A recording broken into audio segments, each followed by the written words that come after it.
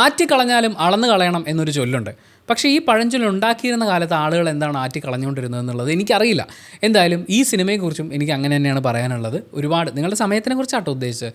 നിങ്ങളുടെ സമയം അത് ആറ്റിക്കളഞ്ഞാലും അളന്ന് കളയണം. അതുകൊണ്ട് കാണണോ വേണ്ടിയോ എന്നുള്ളത് ഒരുപാട് ആലോചിച്ച് തീരുമാനിക്കുക. ഓരോ മനുഷ്യ ജീവിതത്തിലും നമ്മൾ മരിക്കുന്നതിന് മുമ്പ് അനുഭവിക്കാനുള്ള കുറേ കാര്യങ്ങളുണ്ട്. ആ കാര്യങ്ങൾ നമ്മൾ വേണ്ടാന്ന് വെച്ചാലും അനുഭവിച്ചിട്ട് ഈ ലോകത്തുനിന്ന് പോകാൻ പറ്റും എന്ന് കുറേ ആൾക്കാർ പറയുന്നത് കേട്ടിട്ടുണ്ട്. ഏകദേശം അത് ശരി വെക്കുന്നത് പോലൊരു സിനിമ ഈ കഴിഞ്ഞ ദിവസം കണ്ടു. അതിനെക്കുറിച്ചാണ് നമുക്ക് സംസാരിക്കാനുള്ളത്. സിനിമയുടെ പേര് ഉസ്താദ് ഭഗത് സിംഗ് എന്നാണ്. ഈ ഭഗത് സിംഗ് എന്ന് പറയുന്ന പേരിനോടുള്ള കടുത്ത ആദരവ് കൊണ്ട് ഇനി ഈ സിനിമയെക്കുറിച്ച് സംസാരിക്കുമ്പോൾ, പ്രത്യേകിച്ച് ഇതിനകത്ത് നായകൻ നമ്മുടെ പവർ സ്റ്റാർ പവൻ കല്യാൺ കാണിച്ചു കൂട്ടുന്ന വൃത്തികേടുകളും അതിനെ തുടർന്നുള്ള കുറേ ചീപ്പ് പരിപാടികളൊക്കെ കാണുമ്പോഴേ ഈ ഭഗത് സിംഗ് എന്ന് പറയുന്ന പേര് അതിനോടൊപ്പം ചേർത്ത് വെക്കുമ്പോൾ എനിക്ക് വല്ലാത്ത വിഷമമുണ്ട്. അതുകൊണ്ട് ഞാൻ ഭഗത് സിംഗ് എന്നുള്ള വാക്ക് ഇനി അങ്ങോട്ടേക്ക് ഇദ്ദേഹത്തിൻ്റെ കഥാപാത്രത്തിൻ്റെ പേര് പറയുമ്പോൾ ഉപയോഗിക്കാൻ സാധ്യതയില്ല.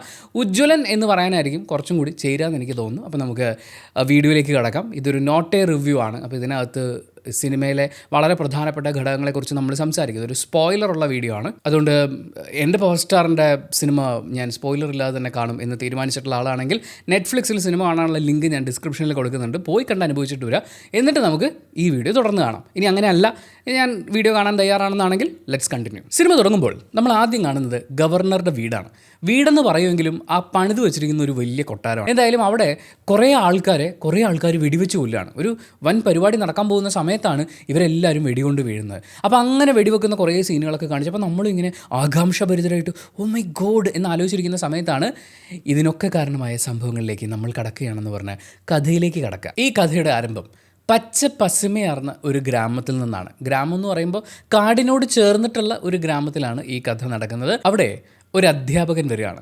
അദ്ദേഹം ആ ഗ്രാമത്തിലുള്ള ആളുകളോട്, മുതിർന്ന ആൾക്കാരോട് ചെന്നിട്ട് പറയും, നിങ്ങളുടെ മക്കളെയൊക്കെ പള്ളിക്കൂടത്തിലേക്ക് അയക്കണം, ഇവരെയൊന്നും ജോലിക്ക് വിടരുതെന്ന്. അപ്പോൾ ആ ഗ്രാമത്തിലുള്ള ആൾക്കാർ പറയും, അയ്യോ അങ്ങനെ ഞങ്ങൾ എന്ത് ചെയ്യാനാ, ഞങ്ങളുടെ കുട്ടികളെയും കൂടി ജോലിക്ക് കൊണ്ടുപോയാലല്ലേ ഞങ്ങൾക്ക് ഒരുപാട് വരുമാനം ഉണ്ടാക്കാൻ പറ്റുള്ളൂ. അദ്ദേഹത്തിൻ്റെ ഒരു പിയൂണുണ്ട്, കൂടെ കൊണ്ടു നടക്കുകയാണ്. അധ്യാപകന് പകരം പുള്ളിയാണ് തള്ളുന്നത്. ഇദ്ദേഹം ജീവിതം മുഴുവൻ കുട്ടികൾക്ക് വേണ്ടിയിട്ട് ഒഴിഞ്ഞു വെച്ചിട്ടുള്ള ഒരാളാണ്, വലിയൊരു മനുഷ്യനാണ്. അതുകൊണ്ട് നിങ്ങൾ കുട്ടികളെയും കൂടി സ്കൂളിലേക്ക് വിടണമെന്ന്. അങ്ങനെ നന്മയുള്ള ഒരു സാറിൻ്റെ ഇൻട്രൊഡക്ഷൻ കഴിഞ്ഞു. തൊട്ടടുത്ത സീൻ, ഒരാനയെ 5-6 പേര് വട്ടം കൂടി നിന്നിട്ട് കൊല്ലാനും ഈ കീഴ്പ്പെടുത്താൻ നോക്കുകയാണ്. ആനക്കൊമ്പിന് വേണ്ടിയിട്ടുള്ള കള്ളന്മാരുടെ പരിപാടിയായിരിക്കും. ഈ ഗ്രാമം കാടിനോട് ചേർന്നാണെന്ന് പറഞ്ഞല്ലോ. നല്ല ഒത്ത ഒരു കൊമ്പനാന.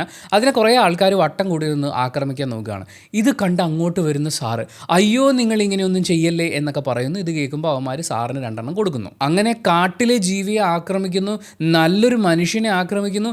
ഇത് കണ്ട് ഞാൻ വെറുതെ ഇരിക്കില്ല എന്ന് പറഞ്ഞുകൊണ്ട് നമ്മുടെ നായകൻ്റെ ഇൻട്രൊഡക്ഷനാണ്. നമ്മുടെ പുലിമുരുകനിലെ ലാലേട്ടൻ്റെ കുട്ടിക്കാലം അവതരിപ്പിച്ച പയ്യൻ ഉണ്ടായിരുന്നതിനേക്കാൾ ഒരു 7-8 വയസ്സും കൂടി മൂത്തതായിരിക്കും. അങ്ങനെ ഒരു കുട്ടി, ഈ കുട്ടി സ്വന്തമായിട്ട് അമ്പും വില്ലും ഒക്കെ ഉണ്ടാക്കിയിട്ടുണ്ട്. ഇവനെ നാട്ടിലെല്ലാവരും വിളിക്കുന്നത് ചിന്നയ്യ എന്നാണ്. ചിന്നയ്യ എവിടുന്ന് വന്നെന്നോ എങ്ങനെ വന്നു എന്നൊന്നും ആർക്കും അറിയില്ല. ഒരു ദിവസം ചിന്നയ്യ കാട്ടിലുണ്ടായിരുന്നു. ആ ഗ്രാമത്തിലുള്ളവരുടെയൊക്കെ അങ്ങ് ജീവിക്കുകയാണ്. അവൻ്റെ അപ്പനാര അപ്പൂപ്പനാര ഇതൊന്നും ആർക്കും അറിയില്ല. പക്ഷേ ചിന്നയ്യ നല്ല കുട്ടിയാണ്. അവൻ അമ്പും വില്ലും ഒക്കെ സ്വന്തമായിട്ട് പഠിച്ച് ഈ ആനയെ രക്ഷിക്കാൻ വേണ്ടി കാട്ടിലേക്ക് വരുന്നു.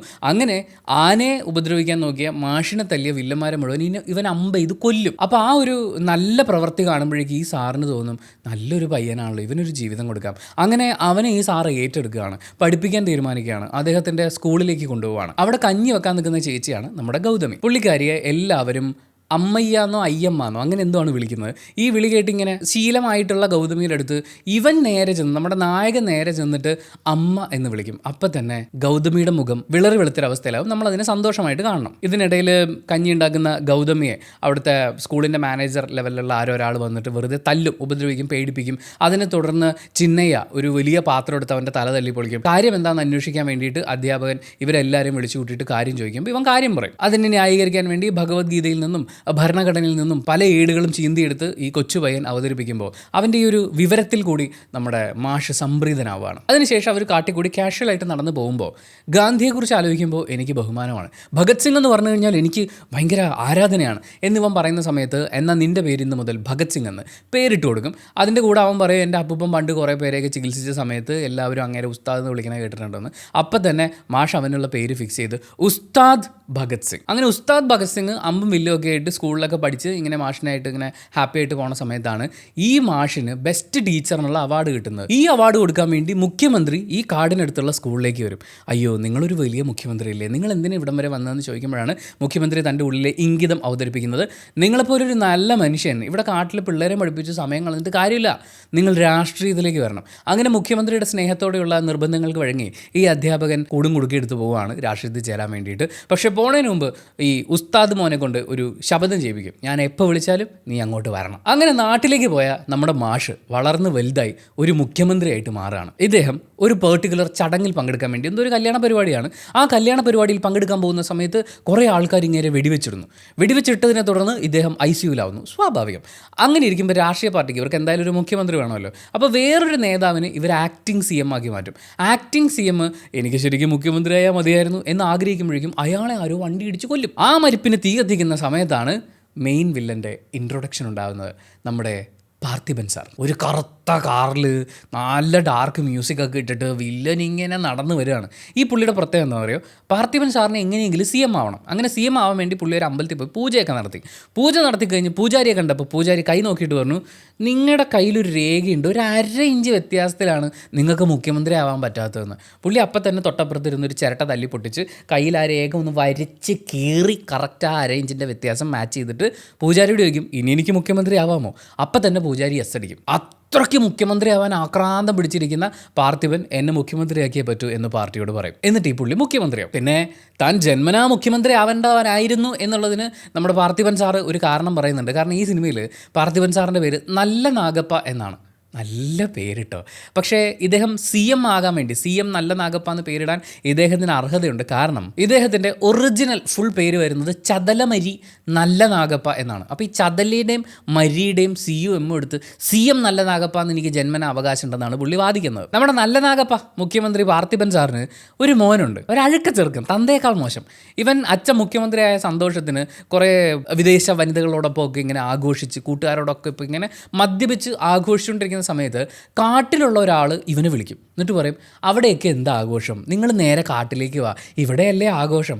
അപ്പോൾ ആഘോഷിക്കാൻ വേണ്ടിയിട്ട് ആക്രാന്തം മൂത്ത് നിന്ന CM നല്ല നാഗപ്പയുടെ മകൻ വണ്ടി വിളിച്ച് നേരെ കാട്ടിലേക്ക് പോവുകയാണ്. അവിടെ ചെന്ന് സാധാ സിഗരറ്റും സാധാ മദ്യവും കഴിച്ചുകൊണ്ടിരുന്ന സമയത്ത് ഈ കാട്ടിൽ ശരിക്കും കഴിക്കേണ്ട ലഹരി വസ്തു ഉണ്ട്, പക്ഷേ ആ ലഹരി വസ്തു ഇവിടുത്തെ പോലീസുകാർ പിടിച്ചടക്കി മക്കളെ എന്നൊക്കെ പറഞ്ഞിട്ട് ഈ കാട്ടിലേക്ക് വിളിച്ചു വരുത്തിയ ചേട്ടൻ കുറച്ച് സങ്കടം അഭിനയിക്കും. അപ്പം തന്നെ മുഖ്യമന്ത്രിയുടെ മോൻ, ഞാൻ മുഖ്യമന്ത്രിയുടെ മോനാടാന്ന് പറഞ്ഞ് നേരെ പോലീസ് സ്റ്റേഷനിലേക്ക് പോകും. ആ പിടിച്ചു വെച്ചിരിക്കുന്ന ലഹരി വസ്തുക്കളൊക്കെ മോചിപ്പിക്കാൻ വേണ്ടിയിട്ട്. പോലീസ് സ്റ്റേഷനിൽ ഒരു പോലീസുകാരനുണ്ട്. അദ്ദേഹത്തിൻ്റെ ഭാര്യയും മകളും അദ്ദേഹത്തെ കാണാൻ വേണ്ടി പോലീസ് സ്റ്റേഷനിൽ എത്തിയിരിക്കുന്ന സമയം ഇദ്ദേഹമാണെങ്കിൽ കർത്തവ്യ നിരതനാവുന്നതിൻ്റെ ആവശ്യകതയെക്കുറിച്ച് സ്റ്റഡി ക്ലാസ് എടുക്കുകയും ചെയ്യുന്നു. അപ്പം തന്നെ അറിയാം ഇയാളെ ഒന്നേ തട്ടും അല്ലെങ്കിൽ അപമാനിക്കും എന്നുള്ളത്. അങ്ങോട്ടേക്ക് നമ്മുടെ മുഖ്യമന്ത്രിയുടെ മോൻ പാഞ്ഞു കയറി വരുന്ന കുറേ ആൾക്കാരുമായിട്ട് എല്ലാ പോലീസുകാരെയും, പ്രത്യേകിച്ച് ഈ മെയിൻ പോലീസുകാരനെ അയാളുടെ ഡ്രസ്സ് മുഴുവൻ അഴിച്ചു കളഞ്ഞ് അയാളെ ആക്രമിക്കുന്നു. ആ സമയത്തൊന്നും നായകനില്ല ഗൈസ്. അങ്ങനെ ആ പോലീസുകാരനെ തല്ലി ചതച്ച് അവനെ നഗ്നനാക്കി നിർത്തിയ ശേഷം ഇതുകൊണ്ടൊന്നും നിനക്കുള്ള ശിക്ഷ തീർന്നില്ല എന്ന് പറഞ്ഞ് ഈ പോലീസുകാരൻ്റെ ഭാര്യയെ കയറി പിടിക്കും. അതും പോരാന്ന് പറഞ്ഞ് അയാളുടെ മകളെ കയറി പിടിക്കുന്ന സമയത്താണ് അവിടെ നിന്നിരുന്ന ഒരു പോലീസുകാരൻ ഒരു ഫോൺ നമ്പറിലേക്ക് വിളിക്കുന്നത്. ആ ഫോൺ നേരെ ചെല്ലുന്നത് എങ്ങോട്ടാ? ഉസ്താദിൻ്റെ അടുത്താണ്. ഉസ്താദും നമ്മുടെ മാഷ് വളർന്ന് CM ആയതുപോലെ ഉസ്താദ് വളർന്ന് പവൻ കല്യാണമായിട്ട് മാറി. പിന്നെ നല്ല സെറ്റപ്പാണ്, പുള്ളിക്ക് സ്വന്തമായിട്ട് ഇപ്പോൾ ജീപ്പൊക്കെ ഉണ്ട്. അങ്ങനെ ഒരു പെൺകുട്ടിയുടെ മാനത്തിനിവിടെ വില്ലന്മാർ വില പറയുന്നു എന്ന് പറഞ്ഞപ്പോൾ പുള്ളി വണ്ടിയും കത്തിച്ച് ഒരൊറ്റ വിടലാണ്. നേരെ പോലീസ് സ്റ്റേഷനിൽ ചെന്ന് കയറി എല്ലാത്തിനും ഇടിക്കുന്നു, എല്ലാത്തിനെയും കൊല്ലുന്നു. സ്വാഭാവികം. അതും വയലൻസിൻ്റെ അർത്ഥം എന്താണെന്ന് നിങ്ങൾക്കൊന്നും അറിയില്ല, ഞാൻ കാണിച്ചു തരാടാ മക്കളെ എന്ന് പറഞ്ഞിട്ട് അണ്ണൻ കുറേ വയലൻസ് കാണിക്കുന്നുണ്ട്. വൻ കോമഡിയാണ്, നമുക്ക് ചിരിച്ച് ചാവാം.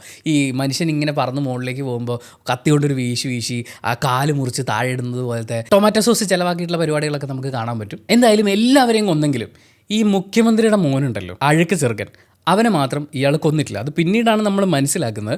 അങ്ങനെ ഈ പോലീസ് സ്റ്റേഷൻ സീനൊക്കെ കഴിഞ്ഞ് നമ്മുടെ ഉസ്താദ് കാട്ടിലുള്ള അല്ലെങ്കിൽ ആ ഗ്രാമത്തിൽ താമസിക്കുന്ന കുട്ടികൾക്ക് ക്ലാസ് എടുത്തുകൊണ്ടിരിക്കുമ്പോൾ വലിയൊരു ഗവൺമെൻറ് ഒഫീഷ്യൽ അവിടെ വരും. അവിടെ വന്നിട്ട് പുള്ളിയോട് പറയും, നാട്ടിലൊരു വലിയ ഇൻഡസ്ട്രിയലിസ്റ്റ് ഉണ്ട്, അദ്ദേഹത്തിൻ്റെ മകളുടെ ഒരു പ്രീ വെഡ്ഡിങ് പരിപാടിയുടെ ഭാഗമായിട്ട് അവർ കാട്ടി വരുന്നുണ്ട്, നീ വേണം അവരെ കാടൊക്കെ കൊണ്ടുകിടന്ന് കാണിക്കാമെന്ന്.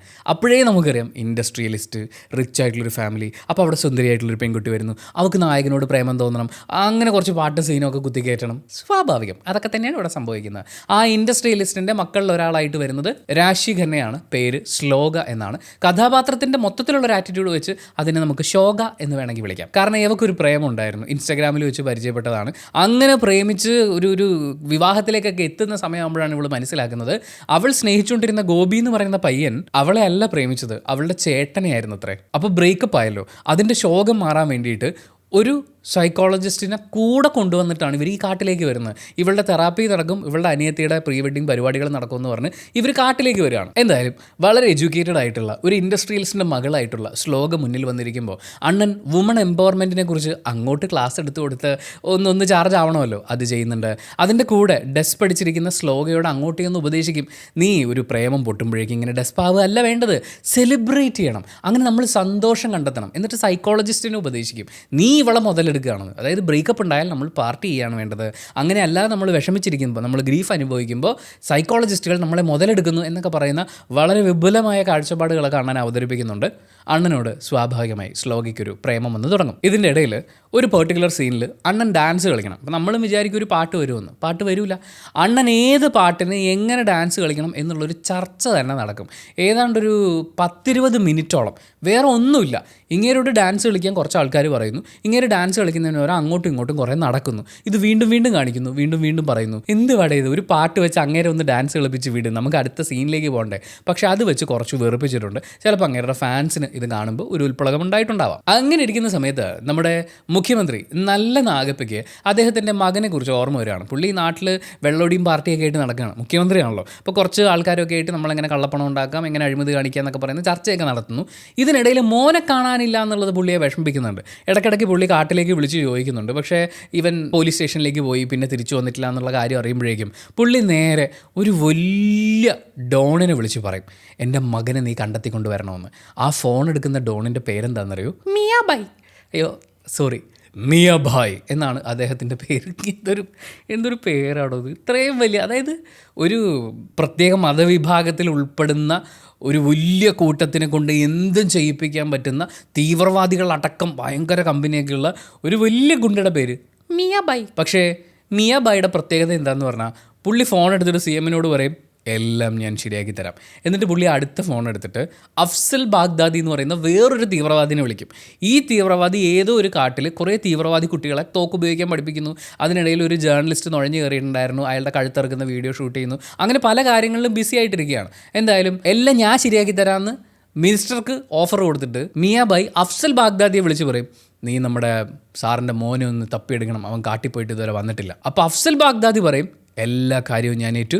മിയാബായ് ഒട്ടും ടെൻഷൻ അടിക്കേണ്ട കാര്യമില്ല. എന്നിട്ട് ഈ വൃത്തിയായിട്ടവൻ എന്ത് ചെയ്യുമെന്നറിയോ? ഫൈസൽ എന്ന് പറയുന്ന ഒരു മിനി സ്കെയിൽ തീവ്രവാദിയെ വിളിക്കും. ഈ ഫൈസലിനോട് നമ്മുടെ മുഖ്യമന്ത്രിയുടെ മോനെ രക്ഷിച്ചുകൊണ്ട് വരാൻ വേണ്ടിയിട്ട് ഏൽപ്പിക്കും. ഇത് എന്തുവാടോ ഇത്, ഇനിയും താഴോട്ട് നിങ്ങൾക്ക് ഏൽപ്പിക്കാനുണ്ടോ? ഇവരിങ്ങനെ ഏൽപ്പിച്ച് കളിക്കുകയാണ്. ഇതിനിടയിൽ ഈ CM-ൻ്റെ മോനെ നമ്മുടെ ഉസ്താദ് കൊണ്ട് താമസിപ്പിച്ചിരിക്കുന്നത് കാടിൻ്റെ നടുക്ക് ഒരു വലിയ ഗുഹ. ഈ ഗുഹയ്ക്കകത്ത് ഒരു വലിയ മാർക്കറ്റ്. ഈ മാർക്കറ്റിൻ്റെ അകത്ത് കുറേ കുടിലുകളിലായിട്ടാണ് കടകളും കാര്യങ്ങളൊക്കെ ഉള്ളത്. ഇക്കൂട്ടത്തിൽ ഒരു ബാർ സെറ്റപ്പ് ഉണ്ട്. അവിടെയാണ് ഈ CM-ൻ്റെ മോനെ ഇയാൾ കെട്ടിയിട്ടിരിക്കുന്നത്. അപ്പോൾ അങ്ങോട്ടേക്ക് 2 പോലീസുകാർ വരുന്നുണ്ട്. അന്വേഷിക്കാനൊന്നുമല്ല, ചുമ്മാ വെള്ളമടിക്കാൻ വരുന്നതാണ്.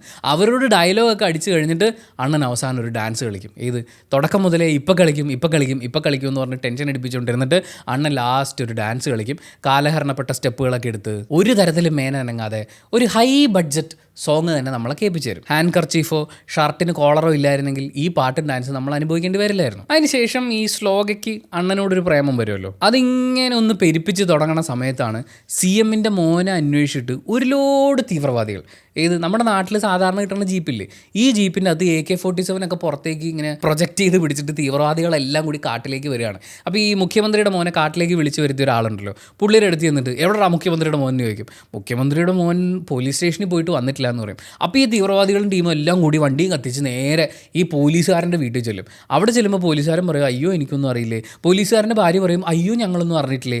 അങ്ങനെ ഇരിക്കുന്ന സമയത്താണ് ഈ പോലീസുകാരൻ്റെ മകളില്ലേ, അവളെ ഇറങ്ങി വന്നിട്ട് പറയുന്നത്, അല്ല ഉസ്താദാണ് ഇതൊക്കെ ചെയ്ത് ആ മകനെ കൊണ്ടുപോയെന്നുള്ളത് നമ്മൾ എന്തുകൊണ്ട് ഇവരോട് പറഞ്ഞുകൂടാ. നല്ല നന്ദിയുള്ളൊരു കുട്ടിയാട്ടോ. അങ്ങനെ തീവ്രവാദികളും കാട്ടിലേക്ക് വഴി കാണിച്ചു തരാൻ കൊണ്ടുവന്നിട്ടുള്ള ഈ ആളും കൂടി നേരെ ഉസ്താദിൻ്റെ അടുത്തേക്ക് പോകും എന്ന് നമ്മൾ വിചാരിക്കും. പോകൂല. തീവ്രവാദികൾ എന്താ ചെയ്യാന്നറിയോ? ഉസ്താദിൻ്റെ അടുത്ത് നേരിട്ട് പോകുന്നതിന് പകരം ശ്ലോകയെ പൊക്കും. ആ കൊച്ചു വെറുതെ സൈക്കോളജിസ്റ്റിനെയും കൊണ്ട് തെറാപ്പിക്ക് വന്നതാണ്. എന്നിട്ട് അവൾ ക്യാമറ എടുത്ത് കാട്ടിക്കൂടി വെറുതെ ഒറ്റയ്ക്ക് കറങ്ങി കിടക്കുന്ന സമയത്ത് തീവ്രവാദികൾ എന്ന് ശ്ലോക നിന്നെ ഞങ്ങൾ കിഡ്നാപ്പ് ചെയ്തിരിക്കുന്നു എന്ന് പറഞ്ഞ് പൊക്കിക്കൊണ്ടുപോകും. എന്നിട്ട് ഉസ്താദിനെ വിളിച്ച് പറയും ഉസ്താദിൻ്റെ കയ്യിലുള്ള CMൻ്റെ മോനെ വിട്ടു തന്നാലേ ശ്ലോകയെ ഞങ്ങൾ വിട്ടുതരുമെന്ന്. എന്നാൽ ഇത്രയും തോക്കുണ്ട്, ഇവന്മാർക്ക് അവിടെ ചെന്ന് വെടിവെച്ച പോരെ, പരിപാടി കഴിയില്ലേ? പറ്റൂല. അങ്ങനെ ഉസ്താദ് CMൻ്റെ മോനെയും കൊണ്ട് ഈ തീവ്രവാദികൾ പറഞ്ഞ സ്ഥലത്തേക്ക് വരുമ്പോൾ ഉസ്താദിനെ അവർ കെട്ടിയിടും, തലവഴി ഒരു തുണിയും ഇടും. അതെന്തിനാന്നുള്ളത് അടുത്ത സീൻ കാണുമ്പോൾ നിങ്ങൾക്ക് മനസ്സിലാവും. എന്തായാലും ഉസ്താദിനെയും CMൻ്റെ മോനെയും കൂടി മറ്റേ മിനി തീവ്രവാദി ഫൈസൽ പിടിച്ചു വെച്ചേക്കുകയാണ്. എന്നിട്ട് ഫൈസൽ നേരെ മിയാബായിനെ വിളിക്കും. മിയാബായിയോട് പറയും, ബായ് ഞങ്ങൾ CMൻ്റെ മോനെ തിരിച്ചെടുത്തിട്ടുണ്ട്, ഇവനെ പിടിച്ചു വെച്ചവൻ ആരാന്നറിയോ, നിങ്ങൾ കണ്ടുവെക്കാം, അവനെ ഞങ്ങൾ കെട്ടിയിട്ട് ഇപ്പം തട്ടിക്കളയുമെന്ന് പറഞ്ഞിട്ട് ഇവൻ്റെ തലയിൽ, അതായത് നമ്മുടെ ഉസ്താദിൻ്റെ തലയിൽ തുണി ഇങ്ങനെ മാറ്റും. അപ്പോഴാണ് മിയാബായി ഈ മുഖം കാണുന്നത്. കണ്ട് അദ്ദേഹം ഞെട്ടിത്തരിക്കും. അതെങ്ങനെയാണെന്നറിയോ, ഈ ഫോണിൽ കൂടി കാട്ടിലെവിടെയോ കെട്ടിയിട്ടിരിക്കുന്ന ഈ ഉസ്താദിനെ കാണുമ്പോഴേക്കും മിയാബായി പേടിച്ച് ഇരുന്ന മുറിയുടെ ചുറ്റും ഒരു 2 റൗണ്ടൊക്കെ ഓടും. മിയാബായിയുടെ അപ്പുറം ഇപ്പുറം നിന്നിരുന്ന അംഗരക്ഷകരുണ്ട്, അവന്മാർ ഓടിത്തള്ളും. എന്നിട്ട് മിയാബായി അപേക്ഷിക്കും, എൻ്റെ പൊന്നുസ്താദേ, എൻ്റെ മക്കളെയും കൊച്ചുമക്കളെയും പിള്ളേരെയും ഒന്നും നിങ്ങൾ ആരും ഉപദ്രവിക്കല്ലേ പ്ലീസ് എന്നൊക്കെ പറഞ്ഞിട്ട് വൻ അപേക്ഷയൊക്കെയാണ്. പക്ഷേ കലികാലം എന്നല്ലാതെ എന്താ പറയുക, ഈ ഫൈസലും CMൻ്റെ മോനും എല്ലാം കൂടി ചേർന്ന് അണ്ണനെ ആക്രമിക്കാൻ വേണ്ടി തുടങ്ങും. പക്ഷേ അണ്ണൻ്റെ കയ്യിലൊരു ട്വിസ്റ്റ് ഉണ്ടായിരുന്നു. ഈ കാട്ടിൽ മുഖ്യമന്ത്രിയുടെ മോനെ വിളിച്ചു വരുത്തിയ, ഫൈസലിനെ കൊണ്ട് ഉസ്താദിൻ്റെ അടുത്തേക്ക് എത്തിച്ച ആ പുള്ളിക്കാരനില്ലേ, ആ പുള്ളി പഴയ ഒരു ഫോറസ്റ്റ് റേഞ്ചറാണ്. ഈ ഫൈസലിനെയും CMൻ്റെ മോനെയൊക്കെ കാട്ടിലേക്ക് എത്തിക്കാൻ വേണ്ടി ഉസ്താദ് ഉണ്ടാക്കിയ മാസ്റ്റർ പ്ലാൻ ആയിരുന്നത്. സൂപ്പർ. എന്തായാലും ഉസ്താദ് ബാക്കി എല്ലാവരെയും വെടിവെപ്പ് എന്നൊക്കെ പറഞ്ഞു കഴിഞ്ഞാൽ അണ്ണൻ തോക്ക് കയ്യിൽ കിട്ടിക്കഴിഞ്ഞാണ്ടല്ലോ നേരെ മുകളിലേക്കാണ് വെടിവെക്കുക. നമ്മളെല്ലാവരും നേരെ മുന്നിൽ നിൽക്കുന്നൊരു വെടി വെക്കുമ്പോൾ അണ്ണൻ സ്റ്റൈലായിട്ട് തോക്ക് മുകളിലേക്ക് ഇങ്ങനെ വീശിയിട്ടൊരു വെടി വെക്കും. പക്ഷേ മുന്നിൽ നിൽക്കുന്നവരും താഴെ കിടക്കുന്നവരും ഒക്കെ മരിക്കും. അവരുടെ ആത്മാർത്ഥതയും അർപ്പണബോധവും നമ്മൾ സമ്മതിച്ചു കൊടുത്തേ പറ്റുള്ളൂ. എന്തായാലും അങ്ങനെ ബാക്കി എല്ലാവരെയും കൊന്നിട്ട് ഫൈസലിനെയും CMൻ്റെ മോനെയും മാത്രം അണ്ണൻ 2 കസേര ഇങ്ങനെ അപ്പുറം ഇപ്പുറം തിരിച്ചു വെച്ചിട്ട് കെട്ടിയിടും. മറ്റേ ഫോറസ്റ്റ് റേഞ്ചർ ശ്ലോകയും കൊണ്ട് നേരെ തിരിച്ച് അവരുടെ താമസ സ്ഥലത്തേക്ക് പോകും. പക്ഷേ ശ്ലോകയ്ക്കും അറിയണം, കെട്ടിയിടപ്പെട്ടിട്ടുള്ള CMൻ്റെ മോനും ഫൈസലിനും ഒക്കെ അറിയണം എന്തിനാണ് ഇങ്ങേര് ഇതൊക്കെ ചെയ്യുന്നത്, എന്താണ് ഇങ്ങേരുടെ പ്രശ്നം. നമുക്കിത് അറിയണമെന്ന് ഒരാഗ്രഹമില്ല. പക്ഷേ ഇവരിങ്ങനെ ചോദിക്കണേക്കുമ്പോൾ നമുക്കും തോന്നുന്നു എന്തായാലും ഫസ്റ്റ് ഹാഫൊക്കെ കഴിയാറായില്ല, ഇനി ഇയാളുടെ പ്രശ്നം എന്താണെന്നുള്ളത് കേൾക്കാം. നിങ്ങളും ചിലപ്പോൾ വിചാരിച്ചിട്ടുണ്ടാവും ഇവിടെ ആകുമ്പോഴേക്കും ക്ലൈമാക്സ് ആയാലും. ഞാനും വിചാരിച്ച് ഈ മോനെ രക്ഷിക്കാൻ വേണ്ടി മുഖ്യമന്ത്രി കാട്ടി വരുന്നു, പിന്നെ മറ്റേ അഫ്സൽ ബാഗ്ദാദിയോ അയാൾ വരുന്നു, പിന്നെ മിയാബായി വരുന്നു, ഇവരെല്ലാവരെയും കൂടി കാട്ടിലിട്ട് കൂട്ടിയിട്ട് കത്തിച്ചിട്ട് ഈ സിനിമ തീരുമായിരിക്കുമെന്ന്. പക്ഷേ അങ്ങനെയല്ല, ഇതിന് ശരിക്കുള്ളൊരു കഥ വേറെയുണ്ട്. അണ്ണൻ ഈ കാണിച്ച മാസമൊന്നും പോരാ, ഇതിൽ കൂടുതൽ കാണിക്കണം. അങ്ങനെ ഇതിൻ്റെ പാസ്റ്റിലേക്ക് നമ്മൾ പോവുകയാണ്. ഈ കഥ നടക്കുന്നത് നമ്മുടെ മാഷ് മൂത്ത് മുഖ്യമന്ത്രിയായ സ്ഥലമില്ലേ, അവിടെയാണ്. അവിടെ ഒരു അമ്പലത്തിൽ ഉത്സവം നടക്കുകയാണ്. ബ്രാഹ്മണർ മാത്രമേ ഉള്ളൂ. അങ്ങനെ കുറേ ബ്രാഹ്മണന്മാർ കൂടിയിട്ട് ഒരു രഥം ഇങ്ങനെ വലിച്ചുകൊണ്ട് പോകുമ്പോൾ കുറച്ച് ആൻറ്റി സോഷ്യൽ ആയിട്ടുള്ള ആളുകളൊക്കെ മദ്യപിച്ച് വന്ന് ആ പാവം ബ്രാഹ്മണരെയൊക്കെ തല്ലി ചതയ്ക്കും. അങ്ങനെ ഇവന്മാർ ആവശ്യത്തിന് ബ്രാഹ്മണശാപം നേടിയെടുക്കുമ്പോഴേക്കും രക്ഷിക്കാൻ വേണ്ടി അവതാരപ്പിറവികളുടെ രൗദ്രഭാവമൊക്കെ ആവാഹിച്ചുകൊണ്ട് അണ്ണനൊരു ജീപ്പിൽ ഇങ്ങനെ വരും. അണ്ണൻ അവിടുത്തെ ACP ആണ്. ഏത് ഈ മാഷ് കാട്ടിൽ ഉപേക്ഷിച്ചിട്ട് പോയിട്ടുള്ള ഈ പുള്ളി മാഷ് വളർന്ന് മുഖ്യമന്ത്രിയായ സമയത്ത് ACP ആയി. അത് നമ്മളോട് പറഞ്ഞിട്ടില്ല, ട്വിസ്റ്റാണ്. അങ്ങനെ ഇദ്ദേഹം എന്ത് ചെയ്യുമെന്ന് വെച്ച് കഴിഞ്ഞാൽ ഈ ആൻറ്റി സോഷ്യലായിട്ടുള്ള ആളുകളെ മുഴുവൻ വെട്ടിയും കുത്തിയും ചുറ്റിയൊക്കെ അടിച്ചുമൊക്കെ വൻ വയലൻസ് കാണിച്ചിട്ട് കൊല്ലും. വയലൻസ് ഒന്നും നമുക്ക് ഫീൽ ചെയ്യില്ലാണ്, എൻ്റെ സ്ഥിരം പരിപാടികളൊക്കെ തന്നെ. അങ്ങനെ കൊന്നു കൂട്ടിയിട്ട ഈ ശവങ്ങളുടെ മുകളിൽ കൂടിയാണ് ഈ ബ്രാഹ്മണന്മാരെല്ലാവരും സ്നേഹം നന്ദിയും ഒക്കെ പ്രകടിപ്പിച്ചുകൊണ്ട് രഥവും വലിച്ചുകൊണ്ട് പോകുന്നത്. വളരെ മികച്ചൊരു ഇത് തന്നെയാണിത് എന്ന് നമുക്ക് ഫീൽ ചെയ്യും. പക്ഷേ ഈ ഗുണ്ടകൾ, ആൻറ്റി സോഷ്യലുകൾ, അവർ നല്ല മനുഷ്യരാണ്. അവർ മരിക്കുന്നതിന് മുമ്പ് ACP ആയിട്ടുള്ള ഉസ്താദ് സാറിനോട് പറഞ്ഞിട്ടുണ്ടായിരുന്നു അവരെ ഈ അമ്പലത്തിലെ ഉത്സവം കുളമാക്കാൻ വേണ്ടി വിട്ടത് നല്ല നാഗപ്പയാണ്. അന്ന് നല്ല നാഗപ്പ മുഖ്യമന്ത്രി ഒന്നും ആയിട്ടില്ല, പക്ഷെ നല്ല കാശൊക്കെ ഉള്ള ഒരു രാഷ്ട്രീയ പ്രവർത്തകനാണ്. പുള്ളി എന്ത് ചെയ്യും, നമ്മുടെ ഉസ്താദ് നേരെ നല്ല നാഗപ്പയുടെ വീട്ടിൽ കയറി ചെല്ലും. എടാ ഇറങ്ങി വാടാ എന്നൊക്കെ പറഞ്ഞ് അങ്ങോട്ടും ഇങ്ങോട്ടും കുറേ വെടിവെക്കും. പുള്ളി ഇറങ്ങി വരും, ചറപറ ഡയലോഗ്. അങ്ങനെ ഡയലോഗ് എല്ലാം അടിച്ചതിന് ശേഷം വെറുതെ വെല്ലുവിളിച്ച് ഈ നല്ല നാഗപ്പയുടെ ഒരു ഫോട്ടോ അത് വെടിവെച്ച് താഴിട്ടിട്ട് പുള്ളി ഒരൊറ്റ പോക്കാം. ഉടനെ നല്ല നാഗപ്പ അദ്ദേഹത്തിൻ്റെ ചില്ല് പൊട്ടിയ ഫോട്ടോ എടുത്തിട്ട് അതിൽ ചില്ല് മുഴുവൻ പ്രേക്ഷകരുടെ മുഖത്തേക്ക് എറിയും. അപ്പോഴാണ് ഈ സിനിമയിൽ ഇൻ്റർവെൽ വരുന്നത്. സോ ട്വിസ്റ്റുകൾ അവസാനിക്കുന്നില്ല. ഇൻ്റർവെല്ല് കഴിഞ്ഞ് സിനിമ സ്റ്റാർട്ട് ചെയ്യുമ്പോഴേക്കും ഈ നല്ല നാഗപ്പയ്ക്ക് മൂത്തൊരു മോനുണ്ടായിരുന്നു. എനിക്ക് മറ്റൊരു മകൻ കൂടി ഉണ്ട് എന്ന് പറയുന്ന പോലെ നല്ല നാഗപ്പയുടെ മൂത്തവൻ. അവൻ്റെ പേരിൽ ഒരിച്ചിരി നന്മയുള്ളത് അത് നമുക്ക് പെട്ടെന്ന് കേൾക്കുമ്പോൾ മനസ്സിലാവും. കാരണം ഈ മൂത്ത മോൻ്റെ പേര് നല്ല സീനു എന്നാണ്. നല്ല ഒരു സീൻ പോലും കിട്ടിയിട്ടില്ലാത്ത ഒരു കഥാപാത്രം. അങ്ങനെ നമ്മുടെ നല്ല സീനു നേരെ പോലീസ് സ്റ്റേഷനിലേക്ക് ഓടി ചെല്ലുകയാണ്. ഇവൻ്റെ അച്ഛനെ വീട്ടിൽ കയറി ഇത്രയും ഡയലോഗ് പറയുമ്പോൾ അവൻ വെറുതെ ഇരിക്കുമോ, കുറേ ഗുണ്ടകളായിട്ട് നേരെ പോലീസ് സ്റ്റേഷനിൽ കയറി കുറേ പഞ്ച് ഡയലോഗ് അടിക്കും.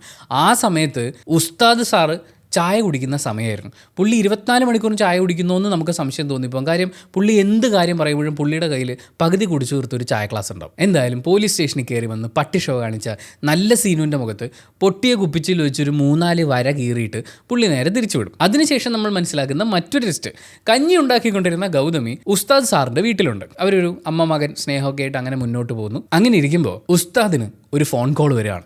അദ്ദേഹത്തിൻ്റെ ഒരു സ്പൈ ഉണ്ട്, മുസ്ലിങ്ങൾ തിങ്ങിപ്പാർക്കുന്ന ഒരു പ്രദേശത്ത് താമസിക്കുന്ന ഒരാളാണ്. ഇദ്ദേഹം വിളിച്ചിട്ട് ഈ ഉസ്താദിന് ഒരു ടിപ്പ് കൊടുക്കുകയാണ്. മറ്റൊന്നുമല്ല, മിയാബായ് എന്ന് പറയുന്ന ഒരു ക്രൂര വില്ലനുണ്ട്. ഈ മിയാബായ് ഒരു കലാപത്തിന് ശ്രമങ്ങൾ നടത്തിക്കൊണ്ടിരിക്കുകയാണ്. അതിനുവേണ്ടി അജ്മൽ റഹീം എന്ന് പറയുന്ന ഒരു ബ്രെയിൻ വാഷിംഗ് മാസ്റ്റർ മൈൻഡ്, അതായത് ആളുകളെ ബ്രെയിൻ വാഷ് ചെയ്ത് കലാപം പ്ലാൻ ചെയ്യുന്ന ഒരു മാസ്റ്റർ മൈൻഡ്, അതാണ് ബ്രെയിൻ വാഷിംഗ് മാസ്റ്റർ മൈൻഡ്. അങ്ങനെ ഒരു അജ്മൽ റഹീമിനെ ഇയാൾ അഭയം കൊടുത്തിട്ടുണ്ട് എന്നുള്ള കാര്യം ഉസ്താദ് അറിയുന്നു. ഉസ്താദ് നേരെ അങ്ങോട്ട് ചെല്ലുകയാണ്. സാധാരണ ഒരു പോലീസുകാരൻ ഒരു തീവ്രവാദിയോ അല്ലെങ്കിൽ ഇതുപോലൊരു ടിപ്പൊക്കെ കിട്ടുന്ന സമയത്ത് ചിലപ്പോൾ മഫ്തിയിൽ പോയിന്ന് വരും, ചിലപ്പോൾ യൂണിഫോമിൽ പോയിന്ന് വരും. അണ്ണം പക്ഷേ ഇതിൻ്റെ രണ്ടും കൂടി മിക്സാണ്.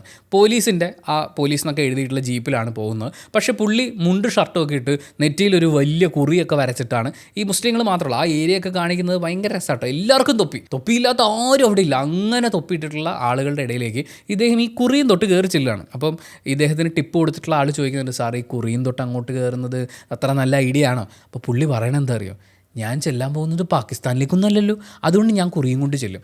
അങ്ങനെ ഇദ്ദേഹം ഒരു വലിയ ആൾക്കൂട്ടത്തിൻ്റെ ഒത്ത നടുക്കിരിക്കുന്ന മിയാബായിനെ ചെന്ന് കണ്ടിട്ട് അജ്മൽ റഹീമിനെ എനിക്ക് വിട്ടുതരാൻ പറയും. പക്ഷേ മിയാബായി ഭയങ്കര സരസനാണ്. തമാശ എന്നൊക്കെ പറഞ്ഞു കഴിഞ്ഞാൽ പുള്ളി ചോദിക്കും, അജ്മലിനെ ഞാൻ വിട്ടുതരാൻ പകരം ദീപിക പതുക്കോണിനെ എനിക്ക് തരുമോ?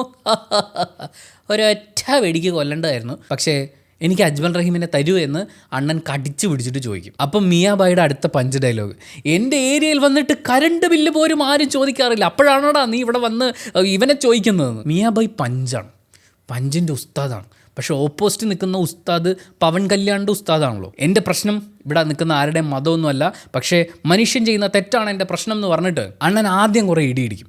ഇടിയെല്ലാം ഇടിച്ചു കഴിഞ്ഞിട്ട് നേരെ മിയാബായിയുടെ ഹൃദയത്തിന് തൊട്ട് മുകളിലായിട്ട് ഒരു വെടിവെക്കും. അപ്പോൾ കുറേ ആൾക്കാർ ചോദിക്കും, എടാ നീ മിയാബായിനെ വെടിവെച്ചല്ലേ? അപ്പോൾ അണ്ണൻ വീണ്ടും ഒരു വെടിയും കൂടി വെക്കും. മിയാബായിനെ വീണ്ടും വെടിവെക്കുന്നു എന്ന് പറയുമ്പോൾ അണ്ണൻ വീണ്ടും ഒരു വെടി വെക്കും.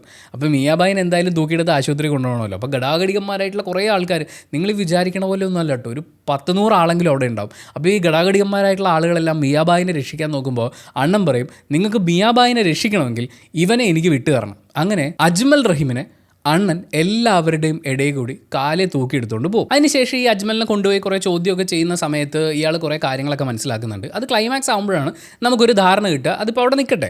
എന്തായാലും ഈ വെടിയെല്ലാം കൊണ്ട് ആശുപത്രിയിൽ അയ്യോ അമ്മയെന്ന് പറഞ്ഞ് കിടക്കുന്ന മിയാബായിനെ നമ്മുടെ നല്ല നാഗപ്പ് വിളിക്കും. അപ്പോൾ മിയാബായി പറയും, ഈ പ്രശ്നമൊക്കെ തീർക്കാൻ വേണ്ടി ഞാൻ ശിവകാശിയെ വിളിച്ചു വരുത്താൻ പോവുകയാണ്. ശിവകാശി എന്ന് പറയുന്നത് ശിവയും കാശി എന്ന് പറയുന്ന 2 ബ്രദേഴ്സ് ഗുണ്ടകളാണ്. ഇവരെ വിളിച്ചു വരുത്തുന്നു. ഈ മിയാബായി വൻ കോമഡിയാണ്. ഒരാളെ പ്രൊട്ടക്റ്റ് ചെയ്ത് കൂടെ നിർത്താൻ ഇയാളെ കൊണ്ട് പറ്റൂല.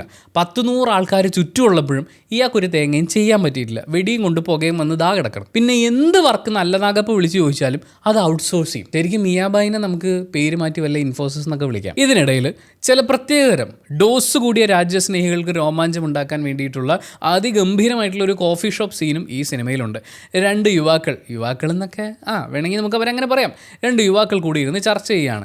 ഈ പട്ടാളക്കാർ പ്രശ്നത്തിലാണ്, അതുപോലെ നമ്മുടെ രൂപയുടെ മൂല്യം ഇടിയുന്നു, ഇതൊക്കെ ചീപ്പ് സില്ലി കാര്യങ്ങൾ എന്ന് പറഞ്ഞിട്ട് സൽമാൻ ഖാൻ്റെ പുതിയ ഗേൾ ഫ്രണ്ട് ആരാണ് എന്നുള്ളതിനെക്കുറിച്ച് അവർ ആകുല ചിത്തരാവുന്നു. അങ്ങനെയുള്ള ഇവരുടെ കുറച്ച് ഡയലോഗുകൾ, രാജ്യത്തിനെ താഴ്ത്തി കെട്ടുന്ന ചില ഡയലോഗുകളൊക്കെ കേട്ടിട്ട് അണ്ണൻ അപ്പുറത്തെ സൈഡിൽ ചായയും കുടിച്ചുകൊണ്ടിരിക്കുകയായിരുന്നു. അണ്ണൻ ചായ കുടിക്കുന്ന സമയത്ത് വേറെ ആര് പഞ്ച് പറഞ്ഞാലും അണ്ണന് പറ്റൂല. അണ്ണൻ അപ്പം തന്നെ തോക്കെടുത്ത് എന്നിട്ട് ബോലോ ഭാരത് മാതാക്കി ജയ് എന്ന് പറഞ്ഞിട്ട് 5-6 വെടിവെക്കും. അവന്മാരെ കൊണ്ട് ഭാരത് മാതാക്കി ജയ് വിളിപ്പിച്ചിട്ട് അണ്ണൻ തിരിച്ചു പോകും. എന്നാൽ ഇത് ഇന്ത്യയാണ്, നമ്മുടെ രാജ്യമാണ്, മക്കളെ നിങ്ങളിത് മനസ്സിലാക്കണം. ഈ രാജ്യത്തെ ആളുകൾ നടത്തിയിട്ടുള്ള പോരാട്ടം, ഇതിൻ്റെ ഒരു പാസ്റ്റ് ഹിസ്റ്ററി, ഇതൊന്നുമില്ല. തോക്ക് വെച്ചിട്ട് വിളിയടാ ഭാരത് മാതാക്കി ചെയ്യുന്നു പറഞ്ഞിട്ട് അങ്ങനെ വിളിപ്പിക്കുന്ന ഒരു പ്രത്യേകതരം രാജ്യസ്നേഹമാണ് നമ്മൾ കാണുന്നത്. രാജ്യസ്നേഹത്തിന് ശേഷമാണ് ശ്രീലീലയുടെ പ്രണയഗാഥ ആരംഭിക്കുന്നത്. ശ്രീലീല ഈ സിനിമയിൽ ഒരു റേഡിയോ ജോക്കിയാണ്, RJ ലീല. ഈ ലീല ഒരു PG ഹോസ്റ്റലാണ് താമസിക്കുന്നത്. ലീലയ്ക്കൊരു റൂംമേറ്റ് ഉണ്ട്. ഇതേ സമയത്ത് തന്നെ നമ്മുടെ മിയാബായി വിളിച്ചേൽപ്പിച്ചിട്ടുള്ള ശിവകാശിമാരില്ലേ, അതിൽ ശിവ ഈ നഗരത്തിലേക്ക് എത്തുന്നുണ്ട്. ശിവ നഗരത്തിലെത്തി എന്നുള്ള വിവരം നമ്മുടെ ഉസ്താദിനെ, നേരത്തെ നമ്മൾ പറഞ്ഞ ആ സ്പൈ ആയിട്ടുള്ള ആളില്ലേ, പുള്ളി അറിയിക്കുന്നുണ്ട്. ഇവരെല്ലാവരും കൂടി ശിവയെ ചേസ് ചെയ്യും. ശിവ ഓടി ഓടി ഓടി ഓടി ഈ RJ ലീല താമസിക്കുന്ന PG ഹോസ്റ്റലിൽ കയറി ഒളിക്കുകയാണ്. അപ്പോൾ തന്നെ നമുക്കറിയാലോ, ലീലയുടെ മുറിയിലല്ലാതെ ശിവ വേറെ എവിടെ കയറി ഒളിക്കാനാണ്. എന്തായാലും ഉസ്താദ് അങ്ങോട്ടേക്ക് പാഞ്ഞു വരുന്ന കുറേ പോലീസുകാരും ഹോസ്റ്റലിലെ എല്ലാ മുറിയിലും കയറി നിങ്ങളൊക്കെ സൂക്ഷിക്കണം എന്ന് പറയുന്ന സമയത്താണ് RJ ലീല ഡോറ് തുറന്ന് ആശാനെ കാണുന്നത്. അപ്പോൾ ഉസ്താദ് പറയുന്നുണ്ട് ഇവിടെ തീവ്രവാദി ഒരുത്തം കയറിയിട്ടുണ്ട്, അപ്പോൾ നിങ്ങൾ സൂക്ഷിക്കണമെന്ന് പറയുമ്പോൾ തൊട്ടപ്പുറത്തെ റൂമിൽ റൂംമേറ്റിൻ്റെ കഴുത്തിൽ കത്തി വെച്ചുകൊണ്ട് ശിവ നിൽക്കുന്നു. ഇത് കണ്ട് ലീല പേടിക്കുന്നു. ലീലയുടെ ഓവർ ആക്ടിങ് കാണുമ്പോൾ തന്നെ ഏത് ബുദ്ധിയില്ലാത്ത ആക്കും മനസ്സിലാവും അതിൻ്റെ അകത്താണ് പ്രതിയുള്ളതെന്ന്. പക്ഷേ ഉസ്താദിന് മനസ്സിലാവുന്നില്ല. എന്തായാലും ഉസ്താദ് ലീലയ്ക്ക് ഇതിൽ എന്തെങ്കിലുമൊക്കെ പ്രശ്നം ഉണ്ടെങ്കിൽ നീ എൻ്റെ നമ്പറിലേക്ക് വിളിക്കണമെന്ന് പറഞ്ഞ് നമ്പർ കൊടുക്കും. നമ്പർ കൊടുക്കുമ്പോഴേക്കും ലീല അങ്ങോട്ട് മെസ്സേജ് അയക്കും ഇതിൻ്റെ അകത്ത് ആളിരിപ്പുണ്ടെന്ന്. പക്ഷേ ഇത് ശിവ അറിഞ്ഞിട്ടില്ലല്ലോ. ശിവ പയ്യെ മുറിയുടെ ഡോറിൻ്റെ സൈഡിലേക്ക് വരുമ്പോഴേക്കും അണ്ണൻ പാഞ്ഞു വന്ന് വെടിവെച്ച് ശിവയെ താഴെ ഇട്ടിട്ട് ശിവേനെയും കൊണ്ടുപോകും. പക്ഷേ ഒരു പെൺകുട്ടിയുടെ ഈ ധീര കൃത്യത്തിൽ മനം നൊന്ത് ഇംപ്രസ്ഡ് ആയിട്ട് നമ്മുടെ ഉസ്താദ് ലീലയോട് പറയും വെൽഡൻ ലീല. ഇത് കേൾക്കുമ്പോൾ ലീലയ്ക്കൊരു കുളിരുണ്ടാവുന്നുണ്ട്. ലീല നേരെ റേഡിയോ സ്റ്റേഷനിൽ പോയിരിക്കുന്നു. എന്നിട്ട് നാട്ടുകാർ മുഴുവൻ കേൾക്കാൻ പാകത്തിന് ഈ വീരകൃത്യം സ്വന്തമായി നടത്തി ഈ വീരകൃത്യം പറയും. അത് ചുമ്മാ അവതരിപ്പിച്ചാൽ മതി, അതായത് ഒരു പോലീസുകാരനെ രക്ഷിച്ചു എന്ന്. പക്ഷേ ലീല ചെയ്യണം എന്താണെന്ന് വെച്ചാൽ, എടാ ശിവേ ധൈര്യം ഉണ്ടെങ്കിൽ നീ ഇനിയും വാടാ, എൻ്റെ അഡ്രസ്സ് ഇതാടാ, എൻ്റെ PG ഹോസ്റ്റൽ ഇതാടാ എന്നൊക്കെ പറഞ്ഞ് റേഡിയോയിൽ പബ്ലിക്കായിട്ട് വെല്ലുവിളിക്കും. ഇത് ആ നാട്ടിൽ സ്വന്തം ബ്രദറിനെ കാണാതെ കറങ്ങിത്തിരിഞ്ഞ് വന്ന കാശി കേൾക്കും. കാശി നേരെ ലീലയെ സ്റ്റുഡിയോയിലേക്ക് വിളിച്ച് പറയും നിന്നെ ഞാൻ തട്ടിക്കളയോടിയെന്ന്. ലീല നേരെ ഉസ്താദിൻ്റെ മുമ്പിൽ ചെല്ലുന്നു. കാശി അവളോട് പറഞ്ഞിരിക്കുന്നത് 72 മണിക്കൂറിനകം നിന്നെ തട്ടിക്കളയുമെന്നാണ്.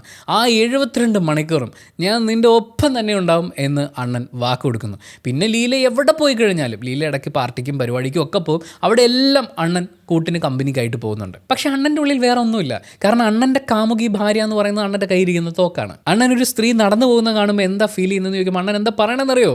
ആ പെൺകുട്ടിക്ക് അവളെ തന്നെ സേഫായി കൊണ്ടു നടക്കാൻ പറ്റുമോ? അവൾ മാർഷൽ ആർട്സ് ഒക്കെ പഠിച്ചിട്ടുണ്ടാവുമോ? അവൾക്ക് നേരെ ഒരു അനീതി ഉണ്ടായിക്കഴിഞ്ഞാൽ എങ്ങനെ നമുക്ക് അവളെ പ്രൊട്ടക്റ്റ് ചെയ്യാൻ പറ്റും എന്നൊക്കെയുള്ള കാര്യങ്ങളാണ് അണ്ണൻ്റെ മനസ്സിൽ വരിക. നല്ല അണ്ണൻ. പക്ഷേ അണ്ണൻ ഇതിൻ്റെ ഇടയിൽ ഒരു കാര്യം ചെയ്യും. ഇടയ്ക്ക് നമ്മുടെ മുഖ്യമന്ത്രി ആയിട്ടുള്ള മാഷില്ലേ, പുള്ളി അണ്ണനെ വിളിക്കും. അപ്പോൾ അണ്ണൻ ഒരു മീറ്റിങ്ങിന് പോയേ പറ്റുള്ളൂ. അണ്ണൻ എന്ത് ചെയ്യും, തൻ്റെ കീഴിലുള്ളൊരു ഉദ്യോഗസ്ഥനെയും കൂട്ടി ലീലയെ മാർക്കറ്റിലേക്ക് വിടും. ലീല അവിടെ വള വാങ്ങാനോ അങ്ങനെ എന്തോ ഒരു പരിപാടിക്ക് വേണ്ടിയാണ് പോകുന്നത്. അവിടെ വെച്ച് കാശി അവളെ കൊല്ലാൻ വേണ്ടി കത്തിയെടുത്ത് വീശുമ്പോഴേക്കും കാശിയുടെ ചുറ്റും പോലീസുകാർ. ഇത് അണ്ണൻ്റെ ഒരു ട്രാപ്പായിരുന്നു. ഉസ്താദ് അണ്ണൻ എന്ന് പറഞ്ഞാൽ നിങ്ങൾക്ക് വല്ല പിടിയുണ്ടോയെന്ന് അവിടേക്ക് ഉസ്താദ് വരികയാണ് സ്ലോ മോഷനിൽ സ്റ്റൈലായിട്ട്. വാവ്, ഇത് കണ്ട ആർക്കായാലും പ്രേമം തോന്നണം. ലീലയ്ക്ക് അണ്ണനോട് പ്രേമം തോന്നുകയാണ്. പക്ഷേ അണ്ണൻ ഈ ശിവയും കാശിയൊക്കെ പൊക്കിയല്ലോ, അതിന് ലീലയ്ക്കൊരു നന്ദിയും പറഞ്ഞ് ടാറ്റയും പറഞ്ഞ് വിട്ടതാണ്. എങ്കിലും പ്രേമം ഉള്ളിൽ തോന്നിയ RJ ലീല, ശ്രീലീല പിന്നീട് പ്രേമലീലയായി മാറുകയാണ്. അവൾ അണ്ണനെ സ്റ്റോക്ക് ചെയ്യുകയാണ്. പക്ഷെ ചെയ്യുന്നത് എങ്ങനെയാണെന്ന് വെച്ച് കഴിഞ്ഞാൽ, എൻ്റെ ഹോസ്റ്റലിൽ കറണ്ട് കിട്ടുന്നില്ല 10 മണിക്ക് ശേഷം, എൻ്റെ ഹോസ്റ്റലിൽ വെള്ളത്തിൽ എന്തോ പ്രശ്നമുണ്ട് എന്നൊക്കെ പറഞ്ഞ് പ്ലംബർ, ഇലക്ട്രീഷ്യൻ തുടങ്ങിയിട്ടുള്ള ജോലികൾക്ക് പോലീസുകാരെ വിട്ടുതരാൻ വേണ്ടിയിട്ടാണ് ഈ പ്രേമലീല നേരെ ഉസ്താദിൻ്റെ പോലീസ് സ്റ്റേഷനിലേക്ക് ചെല്ലുന്നത്. ഹെൽമെറ്റ് ഇല്ല, നമ്പർ പ്ലേറ്റ് ഇല്ല, ഇങ്ങനെയൊക്കെയാണ് പ്രേമലീല വണ്ടി ഓടിക്കുക. പോലീസ് പിടിച്ചു കഴിഞ്ഞാൽ ഞാൻ ഉസ്താദിൻ്റെ ആളാണെന്ന് പറയും. എന്തായാലും അങ്ങനെ കുറേ വളിച്ച് പൊളിച്ച് പോയ കോമഡി സീനുകളൊക്കെ കാണിച്ചതിന് ശേഷം സിനിമ വീണ്ടും സീരിയസ് ആവാൻ പോവാണ്. നമ്മുടെ നല്ല നാഗപ്പയുടെ മകൻ നല്ല സീനും ഉണ്ടല്ലോ, അവനൊരു നല്ല ഐഡിയ കണ്ടെത്തുകയാണ്. ഈ പോലീസുകാരനെ, അതായത് ഉസ്താദിനെ തളർത്താൻ വേണ്ടിയിട്ട് അയാളുടെ ലവ് ഇൻട്രസ്റ്റ് ആയിട്ടുള്ള പെൺകുട്ടിയെ തട്ടിക്കൊണ്ടുവന്ന് മാനഭംഗപ്പെടുത്തുക എന്ന് പറയുന്ന ഫ്രഷ് ഐഡിയ ആണ് അവൻ്റെ കയ്യിലുള്ളത്. അവൻ നേരെ അവളുടെ ഹോസ്റ്റൽ മുറിയിലേക്ക് പോകുന്നു. അവിടെ ഉണ്ടായിരുന്ന പെൺകുട്ടിയെ തട്ടിക്കൊണ്ടുവന്ന് കുറച്ച് കഴിഞ്ഞിട്ടാണ് ഇവന് മനസ്സിലാവുന്നത് താൻ തട്ടിക്കൊണ്ടുവന്നത് പ്രേമലീലയല്ല, അവളുടെ റൂംമേറ്റിനെയാണെന്ന്. പക്ഷേ അതിക്രൂരമായി ആ പെൺകുട്ടിയെ അവനും അവൻ്റെ കൂട്ടുകാരും ചേർന്ന് ഉപദ്രവിക്കുന്നു. അവൾ ആശുപത്രിയിലാവുന്നു. പിന്നീട് അങ്ങോട്ട് സിനിമ മാറും, തെറിയായിട്ട് മാറും. അതിൽ നമ്മുടെ വിജയ് ചെയ്തിട്ടുള്ള വിജയ് എല്ലാം കൂടി ഉൾപ്പെടുന്ന ഒരു ഗംഭീര സീനായിരുന്നു അത്. ഒരു പെൺകുട്ടി ക്രൂരമായി റേപ്പ് ചെയ്യപ്പെട്ടു, അതിനുശേഷമുള്ള ആ പെയിൻ, ആ ഇമോഷൻ, അത് പ്രേക്ഷകരിലേക്ക് എത്തേണ്ടുന്ന ഒരു സീൻ, ഒരു റേപ്പ് സീക്വൻസ് പോലും കാണിക്കാതെ അറ്റ്ലി ഗംഭീരമായിട്ട് എടുത്തു വെച്ച ആ സീൻ ഈ സിനിമയിൽ ആ പെൺകുട്ടി എന്തൊക്കെ അനുഭവിക്കേണ്ടി വന്നു എന്നുള്ളത് റേപ്പിസ്റ്റിൻ്റെ പെർസ്പെക്റ്റീവിൽ കാണിച്ച് ചാളം കോളമാക്കി വെച്ചിരിക്കുന്ന ഒരു വൃത്തികെട്ട സീക്വൻസ് ആണ് പിന്നീട് തുടങ്ങുന്നത്. പക്ഷേ സീൻ ബൈ സീൻ ആശുപത്രി മുറിയിലുള്ള സീക്വൻസ് വിജയ് എന്താണോ ചെയ്തത് അത് അണ്ണൻ മാന്തി വെച്ചിരിക്കുകയാണ്. ഇങ്ങേരുടെ മുഖത്ത് ഒരു എക്സ്പ്രഷനും വരാൻ പോകുന്നില്ല. പക്ഷേ ഇമോഷൻ പ്രേക്ഷകരിലേക്ക് എത്തിക്കണം. അതിനുവേണ്ടി ആ റേപ്പ് സീൻ വീണ്ടും വീണ്ടും വീണ്ടും വീണ്ടും ഇങ്ങനെ കാണിക്കുന്നുണ്ട്. ഇതൊന്നും പോരാഞ്ഞ് ഈ ആശുപത്രിയിൽ നിന്ന് അണ്ണൻ നേരെ ഇറങ്ങിയിട്ട് ഈ വില്ലൻ ആരാണെന്നുള്ളത് മനസ്സിലായല്ലോ, ഈ നല്ല സീനും ആണെന്നുള്ളത് മനസ്സിലായി. അപ്പം നല്ല സീനുവിന് പണി കൊടുക്കാൻ വേണ്ടിയിട്ട് നേരെ കത്തിച്ച് ചെല്ലുകയാണ്. അവിടെ ചെല്ലുമ്പോൾ ഈ നല്ല സീനും ഇവളെ എങ്ങനെയാണ് റേപ്പ് ചെയ്തതെന്നും അന്നേരം അവൻ്റെ മൈൻഡ് സെറ്റ് എന്തായിരുന്നു എന്നും വളരെ വിശദമായിട്ട് സ്റ്റഡി ക്ലാസ് എടുക്കുന്നു. എന്ത് മാങ്ങാത്തൊലിക്കാണ്. എന്തായാലും നിയമപരമായി ഇവനെ ഒന്നും ചെയ്യാൻ പറ്റൂല എന്ന് മനസ്സിലാകുന്ന നമ്മുടെ ഉസ്താദ്, കാരണം അവൻ മുൻകൂർ ജാമ്യം എടുത്തു വെച്ചിട്ടാണ് ബലാത്സംഗം ചെയ്യാൻ പോയത്. ഏതവനാണ് ഈ സ്ക്രിപ്റ്റ് എഴുതിയത്? എന്തൊരു ക്രിമിനൽ മൈൻഡ് ഇത്. എന്തായാലും ഇവനെ അറസ്റ്റ് ചെയ്യാൻ പറ്റൂല എന്ന് മനസ്സിലായി അപ്പനും മോനും കൂടി ഇരുന്ന് ഉസ്താദിനെ നല്ലോണം കളിയാക്കി. ആ വാശിക്ക് ഒരു കത്തി എടുത്ത് നല്ല സിനുവിന്റെ കഴുത്തിന് കുത്തി ഇറക്കിയിട്ടാണ് അണ്ണൻ നല്ല നാഗപ്പയോട് യാത്ര പറഞ്ഞ് രാത്രി ഇങ്ങ് പോരുന്നത്. എന്തായാലും തൻ്റെ റൂംമേറ്റ് മരിച്ചതിന് ശേഷം, അവളുടെ ചിത കത്തിച്ചതിന് ശേഷം പ്രേമലീല RJ ലീല നേരെ നാട്ടിലേക്ക് പോയി. നാട്ടിൽ അവൾക്കൊരു അപ്പൂപ്പൻ മാത്രമാണുള്ളത്. ഈ അപ്പൂപ്പൻ അർദ്ധരാത്രി കൊച്ചിനെ വീട്ടിൽ ഒറ്റയ്ക്കാക്കിയിട്ട് നേരെ നഗരത്തിലേക്ക് വന്നിരിക്കുകയാണ്. എന്തിനാണ്? നമ്മുടെ ഉസ്താദിനെ കാണാൻ വേണ്ടിയിട്ട്.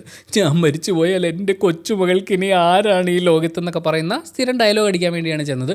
ഇത് കേട്ട് കഴിയുമ്പോൾ ആരായാലും നമ്മൾ ചിലപ്പോൾ പറഞ്ഞു പോകും, നിങ്ങളുടെ കൊച്ചുമോളല്ലേ, അവളുടെ സുരക്ഷിതത്വം ഞാൻ ഏറ്റെടുത്തോളാം, അവളുടെ വിദ്യാഭ്യാസവും മറ്റു കാര്യങ്ങളും മുടങ്ങില്ല എന്നൊക്കെ പറയാൻ തോന്നും. പക്ഷേ ഉസ്താദ് നേരെ പ്രേമലീലയെ വിളിച്ചിട്ട് പറയും, നമ്മുടെ പിള്ളേരൊക്കെ ഉണ്ടാകുന്ന സമയത്തും ഈ അപ്പൂപ്പൻ ജീവനോടെ ഉണ്ടാകുമോ എന്നുള്ളത്. അതൊരു പ്രപ്പോസൽ സീനായിരുന്നു ഗൈസ്. നമ്മളത് അങ്ങനെ അക്സെപ്റ്റ് ചെയ്യണം. എന്തായാലും പ്രേമലീലയ്ക്കും ഭയങ്കര സന്തോഷം, അണ്ണനും ഭയങ്കര സന്തോഷം. അവരുടെ കല്യാണ ദിവസമാണ്. ഈ കല്യാണ ദിവസം മാഷ് മൂത്ത് മുഖ്യമന്ത്രി ആയിട്ടുള്ള ഇങ്ങേരുടെ ആ ഗുരു ഉണ്ടല്ലോ, ഈ ഗുരു കല്യാണ വീട്ടിലേക്ക് കടന്നു വരുന്നു. സിനിമയുടെ തുടക്കത്തിൽ ഇങ്ങേർക്ക് വെടികൊള്ളുന്ന സീൻ കാണിച്ചല്ലോ, അത് ഈ കല്യാണ വീട്ടിലാണ്. അങ്ങനെ ഈ മന്ത്രി അവിടെ നിൽക്കുന്നു. പ്രേമലീലയുടെ കഴുത്തിൽ അണ്ണൻ താലി കെട്ടിയില്ല എന്ന് പറഞ്ഞു നിൽക്കുന്ന സമയത്ത് നല്ല നാഗപ്പ ഏർപ്പാടാക്കിയ ഗുണ്ടകൾ അഫ്സൽ ബാഗ്ദാദി ഒരു ലോഡ് തീവ്രവാദികളുമായി കടന്നു വന്ന് നേരെ നമ്മുടെ പ്രേമലീലയുടെ നെറ്റിക്ക് തന്നെ ഒരു വെടിവെക്കുന്നു. മറ്റേ മുഖ്യമന്ത്രിയെ വെടിവെച്ചിടുന്നു. എല്ലാവരെയും വെടിവെക്കും, പക്ഷേ അണ്ണന് മാത്രം വെടികൊള്ളൂല. ഉസ്താദ് ക്ലീൻ. ഉസ്താദ് തിരിച്ച് ഒരുപാട് വെടിവെച്ചെങ്കിലും അഫ്സൽ ബാഗ്ദാദിക്കൊന്നും പറ്റിയില്ല, അയാളും എസ്കേപ്പായി. അങ്ങനെ ഇവരുടെ എല്ലാം ചെയ്ത് കത്തിച്ച് സങ്കടപ്പെട്ടിരിക്കുന്ന സമയത്താണ് നല്ല നാഗപ്പ രാത്രി ഉസ്താദിനെ കാണാൻ ചെല്ലുന്നത്. എന്തായാലും കൊല്ലാനുള്ളവരെയൊക്കെ കൊന്നു. അവൻ ഇച്ചിരി വിഷമമായി. അവൻ അനുഭവിച്ചോട്ടെ എന്ന് വെക്കുന്നതിന് പകരം ഇയാൾ വണ്ടിയും വിളിച്ച് അങ്ങേരുടെ മൂക്കിൻ്റെ തുമ്പത്ത് പോയിരുന്നിട്ട് പറയുകയാണ് ഇത് മുഴുവൻ ജയിച്ചത് ഞാനാണെന്ന്. എന്നിട്ടൊരു 5-6 വെല്ലുവിളി അങ്ങോട്ടും ഇങ്ങോട്ടും, എനിക്ക് ഇന്നൊരു മകൻ ഇരിക്ക് എന്ന് പറയുന്ന ഡയലോഗൊക്കെ പറയുന്നുണ്ട്. അതിനിടയിൽ ഈ മുഖ്യമന്ത്രി വെടികൊണ്ട് ആശുപത്രി കിടക്കാണല്ലോ. പുള്ളിക്ക് നല്ല ചികിത്സ കിട്ടണമെങ്കിൽ സിംഗപ്പൂർ വിടണോ അത്രേ. പക്ഷേ സിംഗപ്പൂരേക്ക് ഷിഫ്റ്റ് ചെയ്യാന്ന് പറയുമ്പോൾ മുഖ്യമന്ത്രി സമ്മതിക്കുന്നില്ല. ഞാൻ സിംഗപ്പൂർ പോവുകയാണെങ്കിൽ നീ ഈ നാട്ടിൽ നിൽക്കൂല എന്ന് എനിക്ക് ഉറപ്പ് തന്നെ. കാര്യം നീ ഈ നാട്ടിൽ നിന്നാൽ നിൻ്റെ ജീവന് അപകടമാണല്ലോ. അതുകൊണ്ട് ഞാൻ സിംഗപ്പൂർ പോകണമെങ്കിൽ നീ നാട്ടിൽ നിന്ന് പോകണമെന്ന് പറയും. ഇത് കേട്ട് മുഖ്യമന്ത്രിയുടെ ആ ഒരു വാക്കിന് വില കൊടുക്കാൻ വേണ്ടിയിട്ട് അണ്ണൻ ജോലിയൊക്കെ രാജിവെച്ച് നേരെ കാട്ടിലേക്ക് പോവാണ്. പക്ഷേ അണ്ണൻ കാട് സെലക്ട് ചെയ്തതിൽ പോലും അണ്ണൻ്റെ ഐഡിയ ഉണ്ടായിരുന്നു. നല്ലമല എന്ന് പറയുന്നൊരു കാട്ടിലേക്കാണ് ഇദ്ദേഹം പോകുന്നത്. കാരണം ഈ നല്ലമലയിൽ തീവ്രവാദികൾ ഒരു സെറ്റപ്പ് ഉണ്ടാക്കിയിട്ടുണ്ടെന്ന് പറയുന്ന കാര്യം നേരത്തെ അണ്ണൻ ഒരു അജ്മലിനെ പൊക്കിയെടുത്തുകൊണ്ട് വന്ന് കൊന്നിട്ടുണ്ടായിരുന്നില്ലേ മിയാബായിയുടെ വീട്ടിൽ നിന്ന്.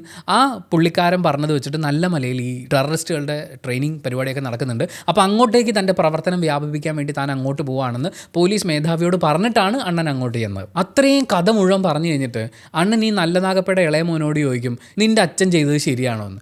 അപ്പോൾ അവൻ പറയും, എൻ്റെ അച്ഛൻ ചെയ്തത് ശരിയായില്ല, നിന്നെ അന്നേ ആ കല്യാണ വീട്ടിലിട്ട് വെടിവെച്ച് കൊല്ലണമായിരുന്നു എന്ന്. മക്കളെ ഉണ്ടാക്കുകയാണെങ്കിൽ ഇങ്ങനെ ഉണ്ടാക്കണം, എല്ലാം ഒന്നിനൊന്ന് മെച്ചം. എന്തായാലും ഈ അപ്പം മുഖ്യമന്ത്രിയും പിന്നെ അഫ്സൽ ബാഗ്ദാദിയും ഒക്കെ ഇവിടെ വന്നിട്ട് വേണം ഇവരെയൊക്കെ കൊല്ലാൻ എന്ന് പറഞ്ഞ് അണ്ണൻ കാത്തിരിക്കുകയാണ്. സ്വാഭാവികമായും അഫ്സൽ ബാഗ്ദാദി വരും. ഒരു ലോഡ് തീവ്രവാദികളുമായിട്ട് വരും. ഇതിനിടയിൽ അഫ്സൽ ബാഗ്ദാദി ഈ നല്ല നാഗപ്പ ചെയ്തു കൊടുത്ത ഉപകാരങ്ങളെക്കുറിച്ച് ഒരു ഉപകാര സ്മരണ നടത്തുന്നുണ്ട്. ഇവരെല്ലാവരും വന്നിട്ട് നായകന് സ്പൂൺ ഫീഡ് ചെയ്തുകൊണ്ടിരിക്കുകയാണ് എന്താ ഇവിടെ സംഭവിക്കുന്നതെന്ന്. ഈ നല്ല നാഗപ്പ എന്ന് പറയുന്ന ആളാണ് ബംഗ്ലാദേശിൽ നിന്ന് കടന്നു വരുന്ന തീവ്രവാദികളായിട്ടുള്ള ആളുകൾക്ക് ആധാർ കാർഡും ID കാർഡും ഒക്കെ ഉണ്ടാക്കി കൊടുക്കുന്നത്. അങ്ങനെ കുറച്ച് തീവ്രവാദ പ്രവർത്തനങ്ങളൊക്കെ നടത്താൻ വേണ്ടിയിട്ടുള്ള ഫുൾ പ്ലാനും ഞാൻ നിന്നെ കൊല്ലാൻ പോവാണെന്ന് പറഞ്ഞു തീർക്കുന്നതിന് മുമ്പ് തന്നെ ഈ നായകൻ ഇട്ട് കൊടുക്കും. എന്നിട്ട് നായകനെ വെടിവെക്കാൻ തുടങ്ങുമ്പോഴാണ് അടുത്ത ട്വിസ്റ്റ് നമ്മൾ അറിയുന്നത്. ഈ ട്വിസ്റ്റ് നമ്മൾ തകർന്നു പോകും. ഈ മുഖ്യമന്ത്രിയുടെ മോനെ രക്ഷിക്കാൻ വന്നിട്ട് അണ്ണൻ കെട്ടിയിട്ട് കഥ പറഞ്ഞു കൊടുത്ത ഫൈസലില്ലേ, അവൻ ആക്ച്വലി തീവ്രവാദിയല്ല, അവൻ അണ്ണൻ്റെ ആളാണ്. അണ്ണൻ്റെ ആൾ തീവ്രവാദ സംഘത്തിൽ നുഴഞ്ഞു കയറിയതാണത്. നമ്മൾ ഉസ്താദിനെ കുറിച്ച് എന്താ വിചാരിച്ചത്? അങ്ങനെ ഇവർ രണ്ടുപേരും കൂടി ഫുൾ വെടിയോട് വെടി. അവസാനം തീവ്രവാദിയുടെ നെറ്റിയിൽ കറക്റ്റായിട്ട് ഒരു വെടിവെച്ച് കൊടുത്തിട്ട് ഒരു 2-3 AK-47 ഫുൾ മാഗസിൻ തീവ്രവാദിയുടെ ദേഹത്തേക്ക് വെടിവെച്ച് തീർത്തിട്ട് അണ്ണൻ ആനന്ദം കണ്ടെത്തുകയാണ്. ഇതിനിടയിൽ ഈ പുള്ളിയുടെ മുഖത്തുള്ള എക്സ്പ്രഷൻ വെച്ചിട്ട് നമുക്കൊന്നും വായിച്ചെടുക്കാൻ പറ്റാത്തതുകൊണ്ട് ഈ പ്രേമലീലയെ വെടിവെച്ച് കൊന്നതുകൊണ്ടാണ്, അല്ലെങ്കിൽ കഞ്ഞി വെച്ചിരുന്ന ഗൗതമിയെ വെടിവെച്ചിരുന്നത് കൊണ്ടാണ് എന്ന് പറയുന്നത് നമ്മളെ ഇങ്ങനെ ഓർമ്മിപ്പിക്കാൻ വേണ്ടിയിട്ട് അവരുടെയൊക്കെ ബ്ലാക്ക് ആൻഡ് വൈറ്റ് സീനുകളൊക്കെ കാണിക്കും. എന്തായാലും അഫ്സൽ ബാഗ്ദാദിയെ കൊന്നതിന് ശേഷം അണ്ണൻ ബുദ്ധിപരമായ ഒരു കാര്യം ചെയ്തു. അയാളുടെ കഴുത്തിലുണ്ടായിരുന്ന പൊട്ടാസ്യം സയനൈഡ് നിറച്ച് വെച്ചിട്ട് പറ്റിക്കുന്ന ഒരു ബുള്ളറ്റ് ഉണ്ടല്ലോ, അതിൻ്റെ ലോക്കറ്റ്, ഇത് അണ്ണൻ ഊരിയെടുത്തു. ഇതുമായിട്ട് നേരെ നമ്മുടെ നല്ല നാഗപ്പയുടെ വീട്ടിൽ ചെല്ലുകയാണ്. എടോ നല്ല നാഗപ്പേ, താൻ അറിഞ്ഞോ തൻ്റെ തീവ്രവാദി കൂട്ടുകാരെല്ലാം ഞാൻ വെടിവെച്ച് കൊന്നു. മാത്രമല്ല അവരുടെ അടുത്ത പ്ലാൻ എന്താണെന്നുള്ളത് എന്നോട് പറയുകയും ചെയ്തു. ഇത് ഞാൻ ആരോടെങ്കിലും ചെന്ന് പറഞ്ഞാൽ തനിക്ക് പണി കിട്ടും. അതുകൊണ്ട് താൻ എത്രയും പെട്ടെന്ന് ഈ മരുന്ന് കഴിച്ചിട്ട് തട്ടിപ്പൊക്കുമെന്ന് പറഞ്ഞിട്ട് ഈ പൊട്ടാസ്യം സൈനൈഡ് കൊടുക്കും. നല്ല നാഗപ്പ നല്ല കുട്ടിയായിട്ട് ആ പൊട്ടാസ്യം സൈനൈഡ് കഴിച്ചിട്ട് ആത്മഹത്യ. അത് കഴിഞ്ഞ് ഇദ്ദേഹം നേരെ പോകുന്നത് മറ്റേ മാഷ് മൂത്ത് CM ആയിട്ടുള്ള ഇദ്ദേഹത്തിൻ്റെ ഗുരുവിൻ്റെ അടുത്താണ്. അപ്പോൾ ഗുരു കുറച്ച് കാര്യങ്ങളൊക്കെ ചോദിക്കും. ഞാൻ ഈ നാടൊക്കെ സംരക്ഷിക്കുകയായിരുന്നു സാർ എന്നൊക്കെ പറയുന്ന മറുപടി ഇയാൾ കൊടുക്കും. പിന്നെ കുറച്ച് രാജ്യസ്നേഹ ഡയലോഗൊക്കെ ഉണ്ട്. അങ്ങനെ പുറത്തേക്ക് ഇറങ്ങി നിൽക്കുമ്പോൾ CM ചെന്ന് ഉസ്താദിനോട് പറയും, നീ പോലീസ് സർവീസിലേക്ക് തിരിച്ചു വന്ന് ഒരു ചെറിയ പ്രദേശത്തിന് നന്മ ചെയ്താൽ പോരാ, നീ കാട്ടിലുള്ള കുറച്ച് ആളുകൾക്ക് മാത്രം നന്മ ചെയ്താൽ പോരാ, നിന്നെക്കൊണ്ട് ഈ രാജ്യത്തിന് മുഴുവൻ ഉപകാരം ഉണ്ടാവണം, അതുകൊണ്ട് നീ പൊളിറ്റിക്സിലേക്ക് വരണമെന്ന് ഉപദേശിക്കും. എന്നിട്ട് അവന് you are A travelling soldier, എനിക്ക് മനസ്സിലായിട്ടില്ല കേട്ടോ, നിങ്ങൾക്ക് അറിയാമെങ്കിൽ എന്താണെന്നുള്ളത് കമൻറ്റ് ചെയ്യൂ. You are A travelling soldier എന്ന് പറഞ്ഞ് കൈ കൊടുക്കുന്നു, സിനിമ തീരുന്നു. അമ്മേ, ഏതാണ്ട് 2-2.5 മണിക്കൂർ എന്തോ പടമുണ്ട്. പക്ഷേ ഒരു 6 മണിക്കൂറൊക്കെ എടുത്തൊരു സിനിമ കണ്ടു തീർത്ത പോലത്തെ ഒരു ഫീലായിരുന്നു അത്. മാത്രമല്ല കഥ ഇങ്ങനെ അളിഞ്ഞു പൊളിഞ്ഞ് പോകുന്നു. സാധനം ഒരു സാധാരണ ടിപ്പിക്കൽ കഥ പറഞ്ഞു വരികയാണെങ്കിൽ തെരി സിനിമയുടെ ഒരു വികലമായ റീമേക്ക് എന്നൊക്കെ പറയാവുന്നൊരു സാധനമാണ്. പക്ഷേ അതിൻ്റെ കൂടെ അടിയത് ഏതൊക്കെ കാട്ടിലേക്കാണ് ഈ സിനിമ പോകുന്നതെന്നറിയോ. എന്നിട്ട് ഈ അണ്ണനാണ് വിജയ് വളരെ എളുപ്പത്തിൽ CM ആയല്ലോ എന്ന് പറയുന്ന പുച്ഛിക്കുന്ന ഡയലോഗ് അടിച്ചത്. ഇങ്ങനെ പിന്നെ സിനിമയിൽ എന്ത് തേങ്ങയാണോ ചെയ്യുന്നത്. എനിവേ, ഇത്രയും പറഞ്ഞതിന് ശേഷവും ചിലപ്പോൾ നിങ്ങൾക്ക് ഈ സിനിമ കാണാൻ തോന്നുമായിരിക്കും. കാരണം ഇതിലെ ചില സീനുകളൊക്കെ നമ്മളിപ്പോൾ വേറൊരാൾ പറഞ്ഞ് കേൾക്കുകയാണെങ്കിൽ ചിലപ്പോൾ മാസമായിരിക്കുമല്ലോ എന്ന് തോന്നും. പക്ഷേ നിങ്ങളിത് കണ്ടനുഭവിക്കണം. നെറ്റ്ഫ്ലിക്സിൽ പടമുണ്ട്, ഞാൻ ലിങ്ക് ഡിസ്ക്രിപ്ഷനിൽ കൊടുത്തിട്ടുണ്ട്, കണ്ടു നോക്കുക, നിങ്ങളുടെ അഭിപ്രായങ്ങൾ കമൻറ്റ് ചെയ്യുക. All the best. അപ്പോൾ thank you so much for watching this video. Video ഇഷ്ടപ്പെട്ടാൽ ലൈക്ക് ചെയ്യുക, ഇഷ്ടപ്പെട്ടില്ലെങ്കിൽ എന്തുകൊണ്ട് ഇഷ്ടപ്പെട്ടില്ല എന്ന് കമൻറ്റ് ചെയ്യുക. ചാനൽ സബ്സ്ക്രൈബ് ചെയ്യുന്ന കാര്യം, ഹൈപ്പ് ചെയ്യുന്ന കാര്യമൊക്കെ പരിഗണിക്കുക. അവസാനം ഈ ശ്ലോക എന്ന് പറയുന്ന രാശിഖരൻ അവതരിപ്പിച്ചിരിക്കുന്ന കഥാപാത്രത്തിനെ ഉസ്താദ് കല്യാണം കഴിക്കുമായിരിക്കുമോ അത് നമുക്ക് അടുത്ത പാർട്ടിൽ അറിയിക്കാം. അണ്ണൻ എല്ലാ പടത്തിലും ഒരു സെക്കൻഡ് പാർട്ട് അനൗൺസ് ചെയ്യുന്നതാണ്. ഇതിൽ അനൗൺസ്മെൻ്റ് ഒന്നും കണ്ടില്ല. മിക്കവാറും അങ്ങനെ എന്തെങ്കിലും സങ്കല്പം ഉണ്ടാവുമായിരിക്കും.